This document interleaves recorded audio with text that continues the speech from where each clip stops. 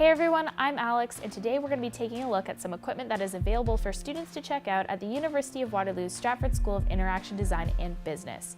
Today we're going to be looking at the Sigma 16mm F1.4 DC DN lens for APS-C cameras.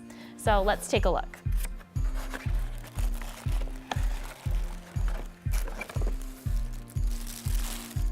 So you're going to want to take out this lens with one of our Sony a6500 cameras or the Panasonic GH5. Since this is a prime lens, that means it doesn't zoom, which means it'll always have that 16mm focal length, which is a nice wide angle. You can capture so much of a scene with a wide angle lens like this one, so it's really important to have a clear subject and get nice and close to it so the viewer knows where to focus their attention. The maximum aperture of this lens is f1.4, so that's going to give you some really nice bokeh, which is the blurry part in the background of your photo. And that's a really great way also to get your subject to stand out.